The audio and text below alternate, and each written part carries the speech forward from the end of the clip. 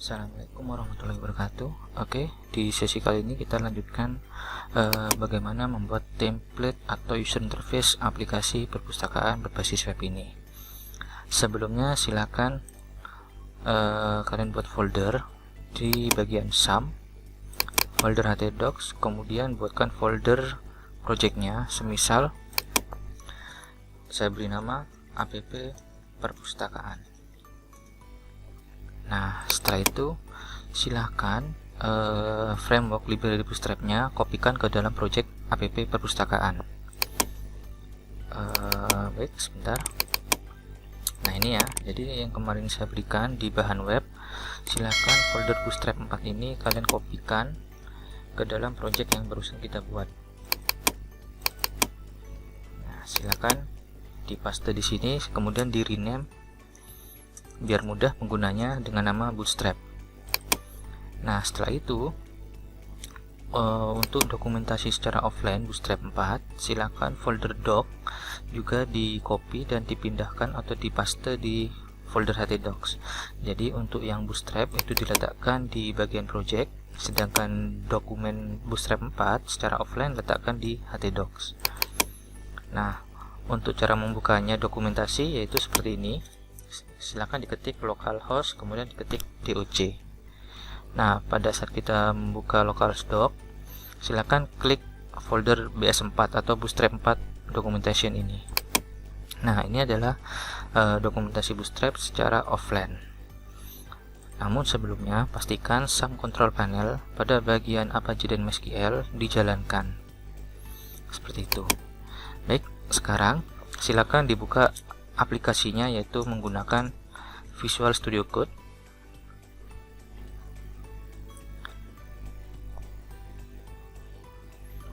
Oke, kemudian pilih file open folder, kemudian arahkan ke folder project yang sudah kita buat tadi, yaitu app perpustakaan.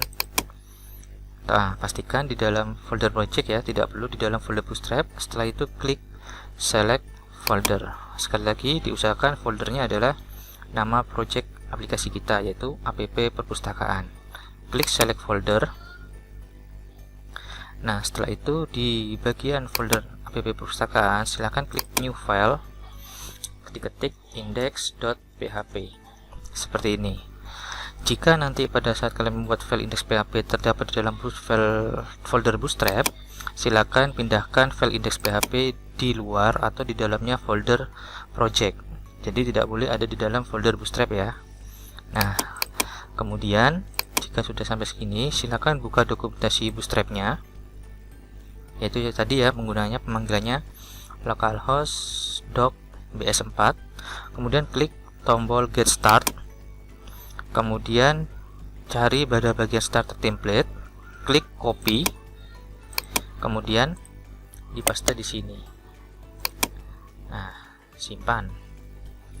Sampai sini masih belum selesai.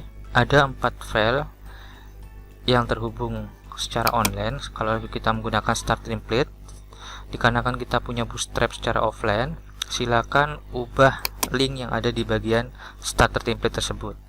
Caranya adalah sisakan nama file ya, sisakan nama file, hanya ubah di bagian link di sebelah sini, yaitu dengan nama folder bootstrap kita. Nah, seperti ini.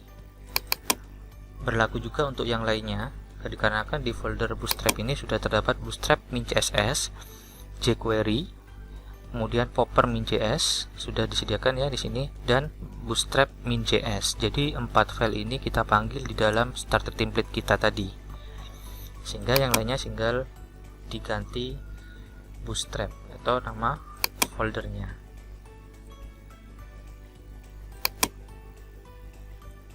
Nah, seperti ini ya. Kemudian di bagian title silakan diganti misalkan aplikasi perpustakaan. Oke, jadi itu adalah judul sebuah website. Sedangkan untuk bodinya kita berikan sebuah navigasi ya. Nah, untuk navigasi itu ada di dalam menu komponen, kemudian cari navbar, kemudian scroll ke bawah, cari yang navbar yang paling simpel, yaitu di bagian tag nav seperti ini. Nah, ini ya hasilnya. Nah, untuk sintaksnya itu ada di bawahnya, tinggal diklik copy ya, kemudian dipaste di bawah tag body. Nah, kita simpan, kita lihat hasilnya dulu, yaitu dengan membuka link tersebut, yaitu localhost, nama projectnya kita yaitu tadi adalah app perpustakaan. Nah, sudah jadi ya navbarnya, tinggal kita manipulasi data yang di sini ya. Caranya adalah di bagian navbar kita tuliskan navbar brandnya, semisal app perpustakaan sesuai dengan judul project aplikasi. Kemudian ini biarkan home, kemudian feature ini kita ganti dengan link data ke penerbit, dan yang ke bawah pricing kita ganti dengan buku. Sedangkan yang bagian list disable kita hapus. Nah, kita cek kembali. Nah, sudah sama ya. Perpustakaan, home, penerbit, buku. Opsional, jika ingin mengganti warna navbar, kita bisa gunakan ada di bagian scroll bawah. Nah, ini dia. Jadi kalau ingin warnanya hitam, kita ganti dengan navbar dark bg dark. Kalau ingin warnanya biru, maka gunakan nav primary. Kalau navbar dark itu warna tulisannya putih, tapi kalau navbar light maka teksnya menjadi warna hitam. Seperti itu. Kita default aja ya, jadi warnanya biar tetap navbar light. Nah, kemudian untuk memberikan link, kita ganti tanda crash di bagian sintaks atribut Ahref ya, yaitu semisal di sini home, saya ketikkan home.php, kemudian penerbit, saya ganti data penerbit, kemudian buku, saya ganti data underscore buku.php. Sekarang kita coba jalankan, tidak ada perubahan ya. Namun kalau kita buat file home, itu kita hanya tinggal copy paste template-nya. Jadi index ini berikan template layout website. Kita untuk membuat halaman home tinggal copy dan paste ya. Ya, hasilnya nanti index copy ini kita rename menjadi home. Nah, seperti ini. Baru di bagian home kita tambahkan sebuah teks menandakan bahwasanya adalah halaman home atau halaman beranda.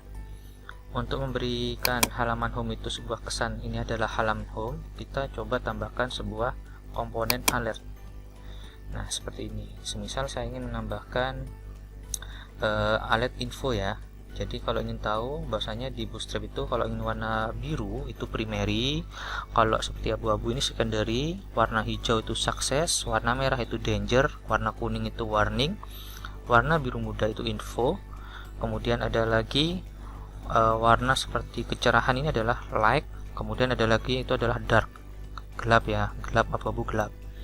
Semisal saya ingin warna yang biru muda, tinggal kalian copy yang pada bagian kelas yang tertuliskan info, alert info. Jadi dari tag div dan tutupnya adalah tag div. Copy, saya letakkan di bagian slash nav pada bagian home ya, jangan di index karena index ini adalah layout. Nah, setelah saya paste, saya ganti misalkan selamat datang di aplikasi perpustakaan, seperti itu. Kemudian saya kasih BR, misalkan nama kalian tuliskan di sini.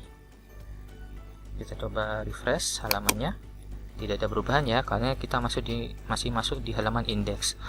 Sekarang saya coba klik tombol home. Nah, maka akan muncul halaman home.php dan isinya adalah selamat datang di aplikasi perpustakaan dan sebutkan namanya nanti di sini. Baik, begitulah penerapan pembuatan layout user interface website yang akan kita bangun nantinya, di mana nanti kita akan bisa mengelola data penerbit dan mengelola data buku. Oke, untuk video selanjutnya kita akan membahas bagaimana memanipulasi data penerbit. Kurang lebihnya terima kasih. Wassalamualaikum warahmatullahi wabarakatuh.